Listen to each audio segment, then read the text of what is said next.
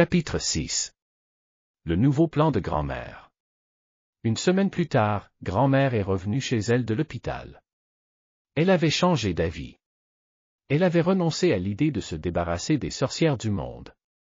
Elle a décidé de me faire redevenir un garçon. Pensant que son corps irait au paradis à tout moment, elle ne voulait pas me laisser dans le monde comme une souris. Pour moi, ce n'était pas mal d'être une souris, et c'était agréable de retourner en garçon. Nous avons commencé à étudier la façon de me transformer en garçon. La grande haute sorcière doit savoir comment, dit grand-mère. La grande sorcière a été tuée, n'est-ce pas, grand-mère? J'ai demandé. L'as-tu vue tuer de tes propres yeux? Grand-mère a demandé. J'ai essayé de me souvenir de la situation dans la salle à manger. Je me suis souvenu qu'il y avait un grand désordre, tout le monde hurlait de tuer les souris. Les enfants étaient excités.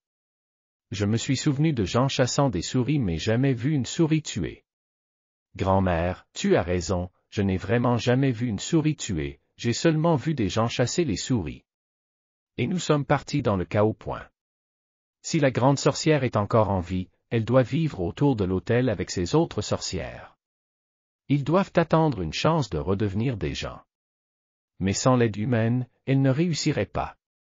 Grand-mère a dit. Qui demanderait-elle de l'aide? Personne ne les aiderait point. J'ai dit. En retour, nous devons les aider. Nous les avons transformés en souris en vain, n'est-ce pas?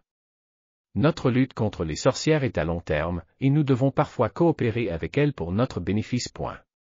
Coopérer avec les sorcières? Es-tu folle, grand-mère? Ce n'est que de cette façon que tu peux retourner en garçon, puis nous trouverons un moyen de nous débarrasser d'eux. Maintenant c'est notre seule solution. Je pensais que grand-mère avait raison. Elle a poursuivi, pour augmenter notre pouvoir de garantir ta sécurité, vous devez pratiquer le kung-fu. J'étais très excité d'entendre cela et j'ai crié, j'aime pratiquer le kung-fu. Ce jour-là, j'ai pris un clou comme une épée, et j'ai fait peur au chat. Bien, je vous emmènerai à Chinatown demain. Je connais un vieil homme chinois qui a une connaissance profonde du kung-fu. C'est super.